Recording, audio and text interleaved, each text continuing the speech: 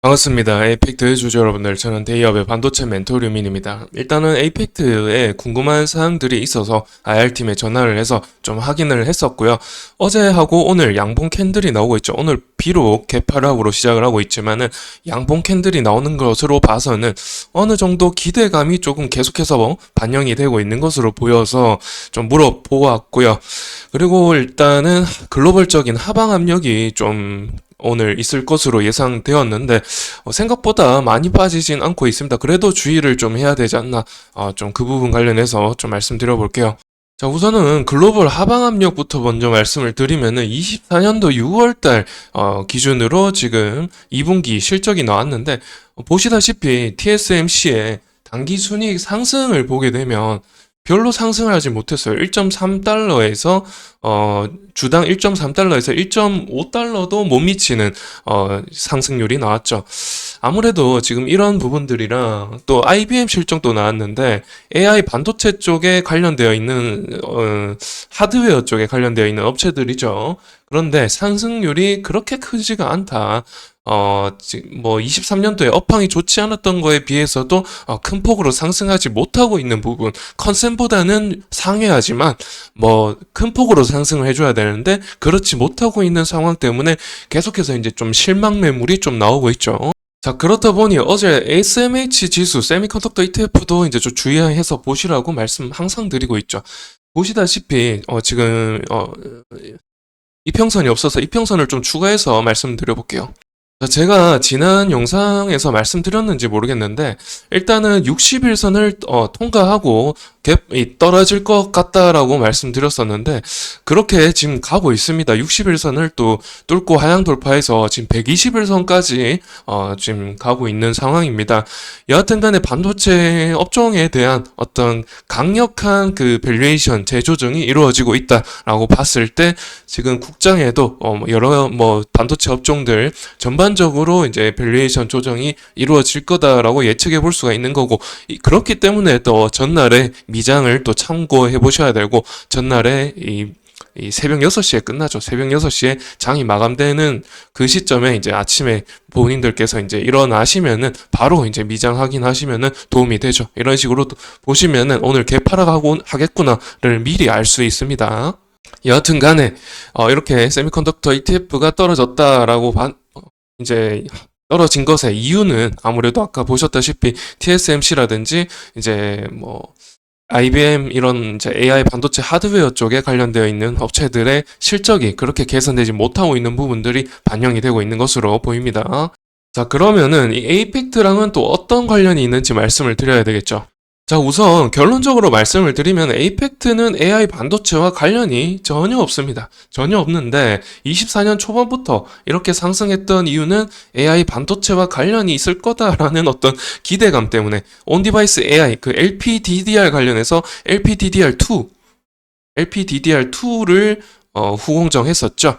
그 작업 때문에 그 연관되어 가지고 온디바이스 AI 관련해서 어떤 작업이 있을 것이다. 왜냐하면 온디바이스 AI 그게 폰에 모바일에 들어가는 거죠. 모바일에 LPDDR이 들어가니까 아무래도 이제 5X 관련해서 좀 어떤 기대감이 있지 않나, 그런 기대감이 반영되었다라고 보시면 되겠는데 전혀 뭐 상관이 없습니다. 일단 지금까지는요. 지금까지 LPDDR 5X 관련해서 전혀 관련이 없고요.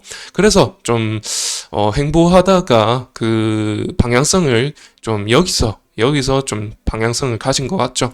하방으로 지금 빠지고 있는 것이 아무래도 관련이 없다 보니까 또 GDDR, 최근에는 또 GDDR 관련해서도 6 관련해서는 좀 작업을 이루어졌었는데 6 관련해서 테스트 공정을 했었습니다. 과거에 테스트 공정을 해가지고 이제 아무래도 삼성전자에서 그 외주를 맡긴 거죠. 테스트 외주를 맡겨서 이게 아마 GDDR6가 GTX 버전에서 이제 8090의 하이엔드급의 패키지된 제품이 되겠는데 거기에서 이제 테스트 공정만 했다고 합니다. IR팀에 확인해 보니까.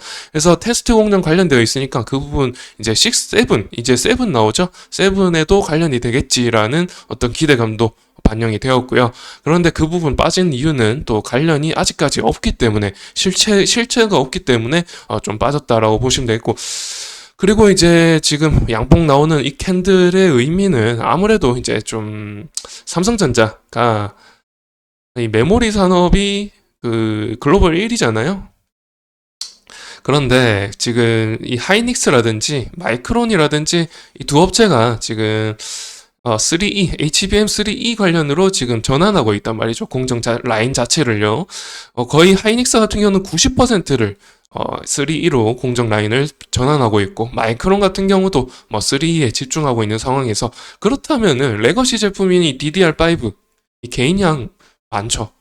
이 개인량이 많은 DDR5, 개인량도 많고 뭐 AI 데이터 센터형으로도 많은데 HBM에 특히 많이 들어갑니다. HBM3E에 지금 DDR5가 사용될 예정이죠. 12단으로 적층될 예정인데 삼성도 여기에 지금 치중해야 되는 상황인데, 그런데 지금 하이닉스라든지 마이크론이 이쪽에 다 치중하니까 삼성은 반사 효과로 지금 레거시 제품에 대한 DDR5, 뭐 DDR4에 대해서 지금 좀 반사 이익을 받을 가능성이 큽니다. 그런 점에서 어느 정도 그런 기대감이 반영이 되었다라고 보여집니다.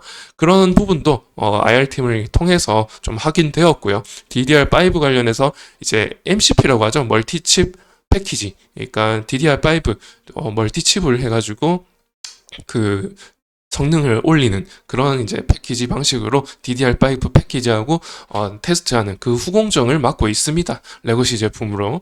그래서 그 제품, 그 DDR5 관련해서 관련이 있기 때문에 아무래도 이제 좀 반등해주고 있는 것 아닌가 생각이 들고요. 또 그 기대감으로 다시 반등해가지고 지금 매물대를 뚫고 갈지는 미지수입니다만은, 여하튼 간에 지금 반영되고 있는 글로벌적인 어떤 하방 압력들이 가야지. 지금 여기서 이렇게 올라간 것도 사실 매출액 대비해서 좀 가격이 비싸진 거죠. 지금 PBR이 2배입니다.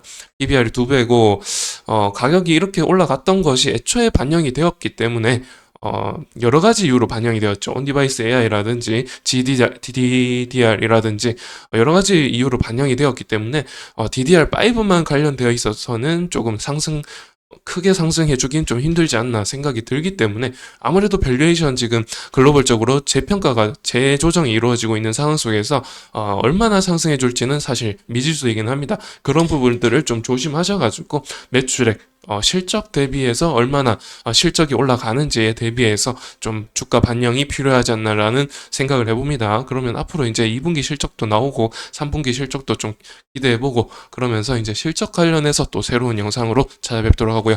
이번 영상은 이렇게 마치도록 하겠습니다. 시청해주셔서 감사드립니다.